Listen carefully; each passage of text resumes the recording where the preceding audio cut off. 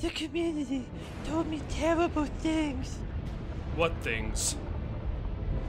They said you turned to the dark side. That you made a battle pass.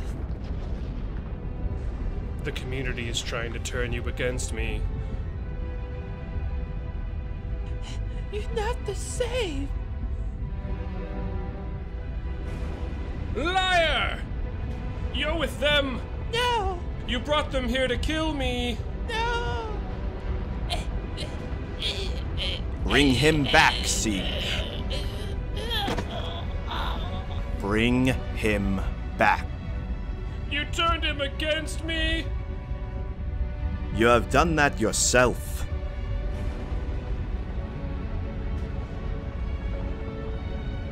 You will not take them from me!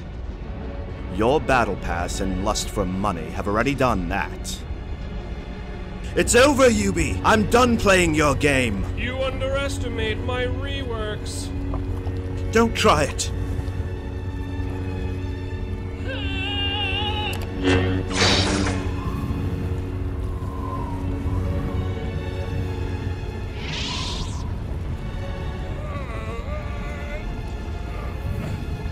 You were the chosen game! It was said you would destroy the battle pass, not join them!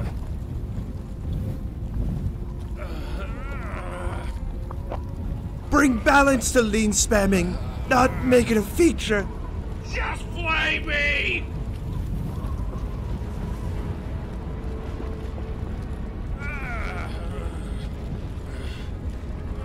You were my favorite game, Siege. I loved you. Hey guys, Jason here from Casual Panic, and I hope you enjoyed that dumb little skit we made.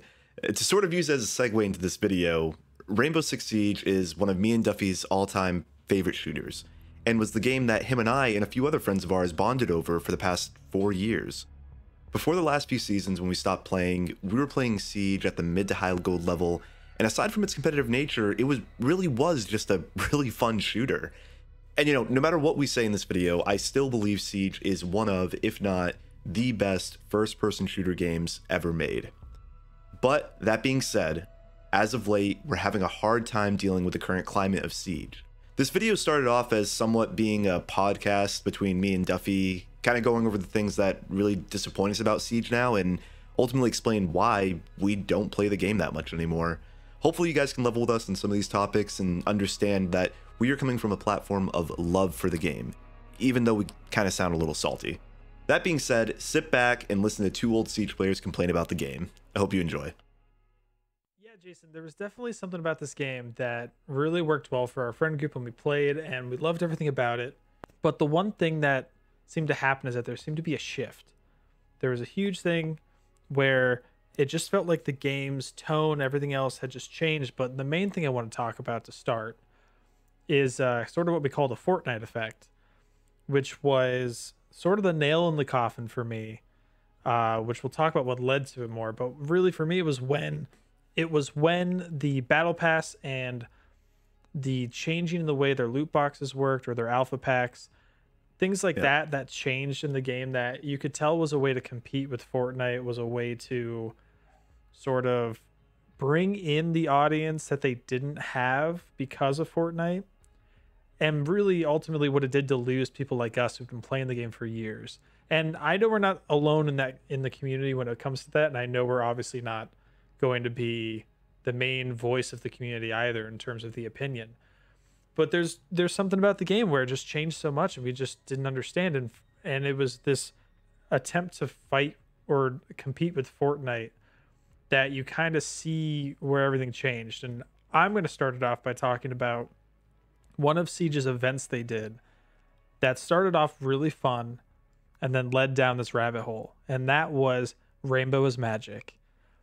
And anybody that played the game know that Rainbow is Magic was this game mode where you're protecting a hostage in a teddy bear costume on a plane in a kid's room. Everything's rainbows. It's all not like serious. Toy Story. Yeah, and it was all done in this very not so serious way to make fun of the fact that Siege was always a serious tone when playing the game for so long. And they did it for April Fools. And that was so much fun. It was really cool. It was a fresh break from the usual tone that they had. But what I never expected was for this tone to last past April Fools. And that's it led to things like Pizza Head.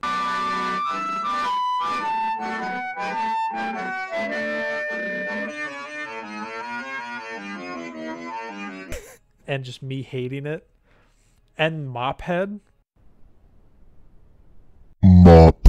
Which I know you were cool with, but I was like, what is this game? I love Mophead. Come on. It's just there's I love it because I got it.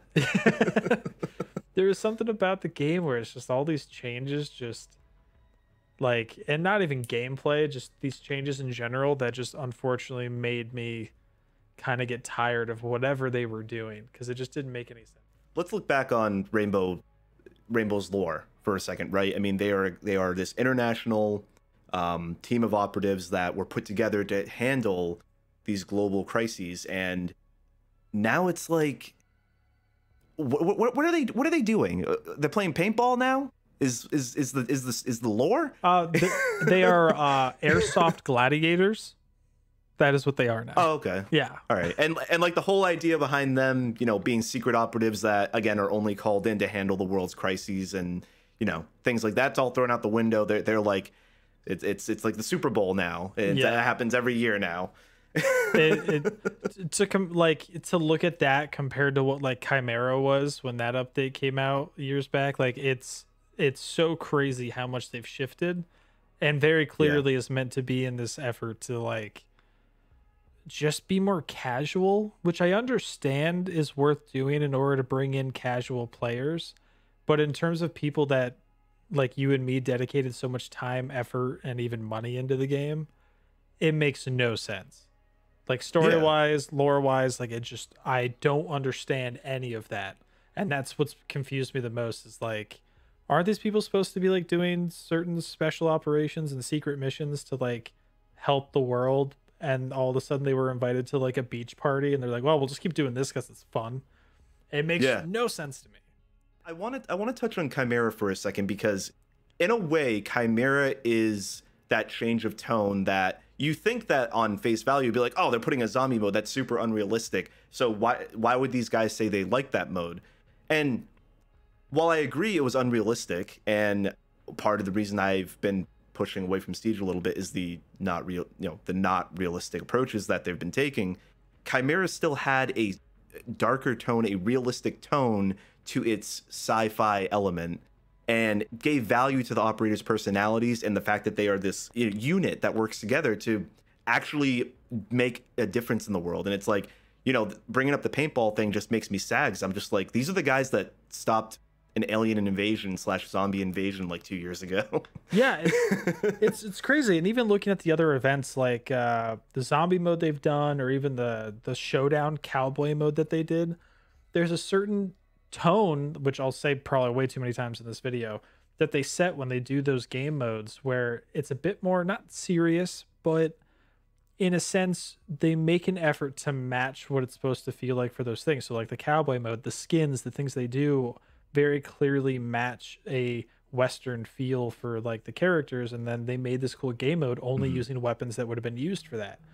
And same with the Halloween zombie mode they did, where they basically were like, cool, we're gonna do this really fun Halloween themed event that's meant to be dark and scary, and when you get chased by an opponent that is literally looking like a zombie, it adds that sense of, even though it's not realistic, you're brought into it a bit more. And then the newer stuff that's come out, it feels like they've done this attempt to almost bring esports to the casual player. And in their effort to do that, they threw everything else from the game out the window. And I would say that's also changed the way the community plays too. The way people interact with each other and the way they do it. Like, I miss the good old days where you're just playing the game and the only reason you shot your teammate is because they destroyed your wall breach. And you're like, screw you.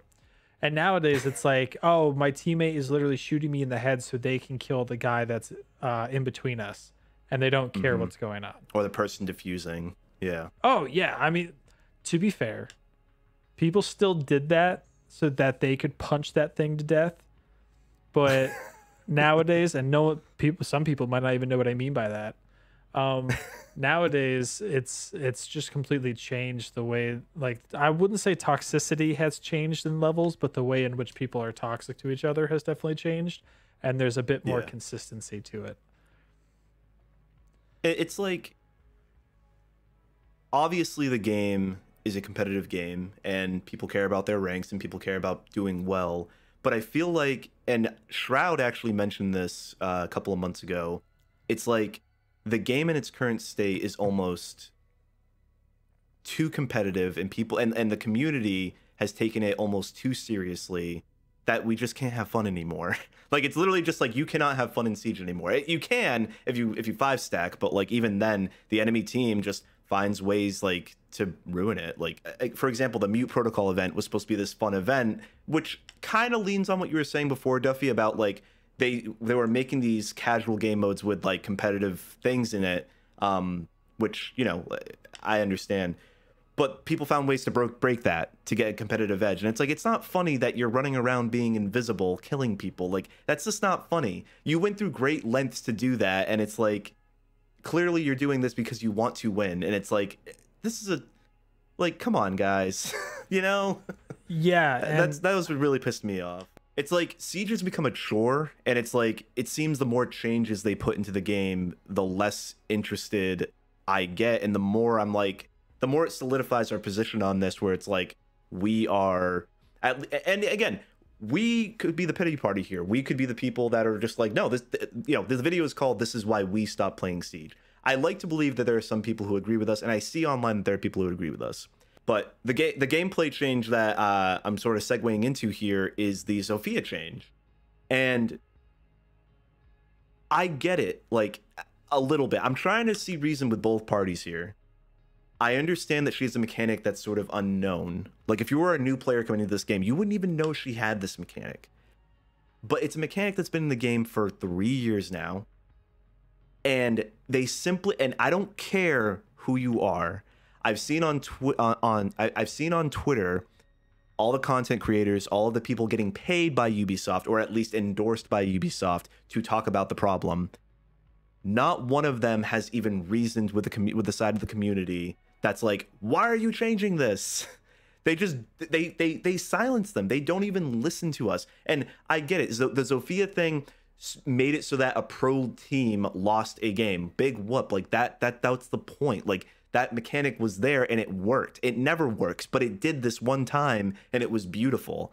And it's just like, oh, well, that seemed very, that outcome was very not expected, but because you were playing as that one character, you won. But that's okay, because everyone else in the community would understand that, because it's like, oh, it's Zofia, she can pick herself back up.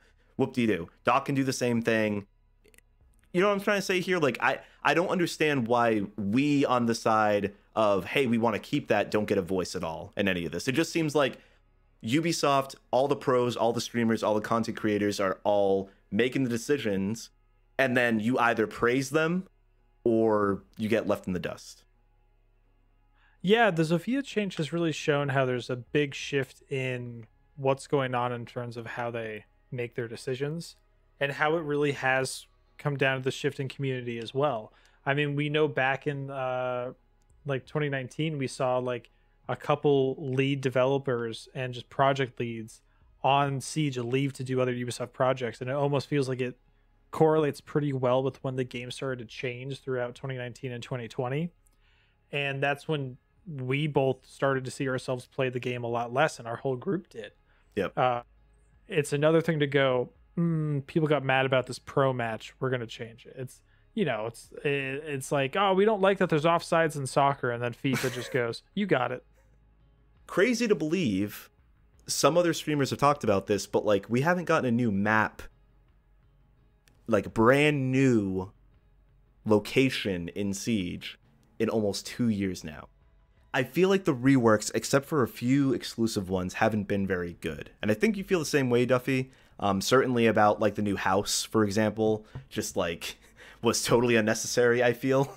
Yeah, and Like I feel like a lot of it has to do with adjusting to the play style that they've been almost encouraging.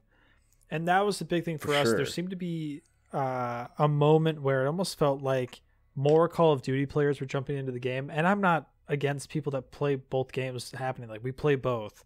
But that was the reason we played Siege, was that there was a different play style. Like you went in slowly and tactically.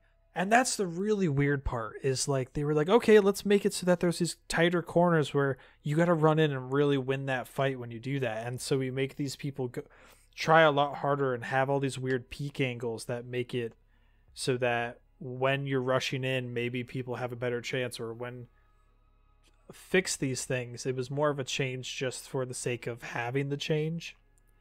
It just seems like they're like, how many times do people have to complain about spawn peaking? And I'm not saying that to bash anyone. Like, we're in year 6 now, going to be year 6 of this game, and spawn peaking is obviously something that the devs don't want because they try to stop it from happening, and yet the community consistently uses it as an advantage. Now, we're not angels. We have definitely spawn peaked before, but I do have a problem with, like, I think one particular YouTuber put it a really good way. When you're attacking on this game now, Duffy, and I don't know if you feel the same way, but when you're attacking on this game, you almost feel like a defender. You almost feel like you're the one that I expect to die. Being confronted. Yeah. I expect to die if I don't wait 10 seconds before leaving the point sometimes.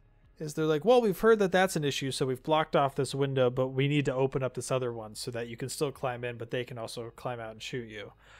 Right. And I know you and a lot of our friends and I have been like, why not just bring the countdown timer to the people that jump out like it does in the training mode? And right. or I know some of our friends go as far as to say insta kill people when they jump out if they're a defender, and I'm not that severe about it. No. Yeah. But I believe that that's an issue. I respect a tactical run out. What I cannot respect is like when you're playing the game and all of a sudden 3 of the people on the enemy team, say you're the last one alive and it's like a 1v4 or something, and like 3 people on the other team are running outside to try and find you. Mm-hmm. And I'm just like, what are you doing? Like, and granted, like the developers probably thought to themselves, well, like, oh, well, we'll just mark them. That way they're easy kills for the person who's outside. But dynamically within that moment, it doesn't work like that. Yes, you expect the attacker who's being attacked of the defenders to be able to get that kill, but it doesn't always work like that, and it leads to really shitty moments in the game. So I am an advocate for, if you are abusing the runout system, you should be punished for using the runout system, and not just by getting marked. I think that you should get killed after a certain time being outside. I really do. I think it not instant, because again, I think that there are moments, for example, on Border, there's the classic run out spot of running out from the armory over to the CCTV room. That's a tactical run out. That's you using the advantage of the seconds you have outside to make a tactical movement to the other side of the map. That's fine.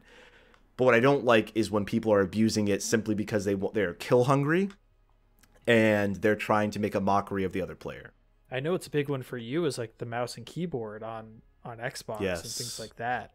I mean, yes. I don't know if you want to delve more into that, but that's, in my opinion, an even crazier issue that still never gets addressed. What I'll say about mouse and keyboard is it's the song that never ends, kind of like Clash. It's just an issue that exists in the game for console. It's been an issue for so long. I know that Ubisoft can't do much about it. They have to talk with Microsoft and Sony to figure things out, but you would think that with the new generation of consoles, they would have been like, hey, Microsoft, Sony, hey, with these new consoles, let's figure this out, because this is an issue on our game. This is an issue on our game as well as other games. Oh, and also, to the people who do use mouse and keyboard and don't think you're cheating, you're a lunatic. Go back to the insane asylum. This is meant to be like we've played this game for so long that we love it, and we're saddened to see that we no longer play it because of all the things that have happened. I mean, it's I can always be like, oh, he's one hit, bro. I should have killed that guy, headshot, whatever. Like, I get that. Like, that's happened to everyone in games. That's every game, though. This is the change in tone. As someone who loved the lore behind every character and what it meant for the world they were building, and the fact that they were building an entirely other game based off of Chimera, I don't know when that's coming out. It's unfortunate to see that they went from this cool dark tone, something that I think Tom Clancy himself would have been cool with, and what they've brought to the table, to then see that Fortnite effect come full circle and just show that, you know, Siege is changing, and unfortunately we don't think it's for the better. We think, as experienced players in the game, it is sad to see that we don't find ourselves enjoying it the way we used to. Yeah, I 100% agree. It's a different game now, and you know, call us the blubbering old men that are just like, I want things back the way they used to. You know, I'll give Siege credit in that there are some things that have changed since back in the day that are better, and Siege is a better game for implementing them. I won't delve into all of them, but you know, the game is a little bit more balanced, and I can agree to that point, but it's just not as fun anymore. That's going to wrap it up here, guys, but to summarize, we want Siege to succeed. Siege brought us something to the gaming world that we believe is truly special, and it hurts to find ourselves not as interested in the game anymore. Now, granted, am I going to stop playing Siege forever? Am I not going to try out the new year in a few weeks? No. I'm definitely not done with Siege. I will say it's getting harder to enjoy the game on console with mouse and keyboard issues, so I hope that Ubi figures out a way to cross-progress all my progress, including ops, skins, and levels from console to PC, because I don't intend to get a Series X after recently building my new PC. And I'm for sure not losing all the exclusive content I've gotten over the years. And I'm 100% looking at you, Black Viper Ash.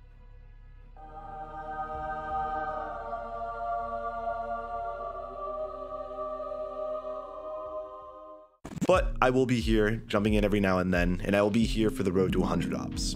I just hope that I learn to enjoy the ride again along the way.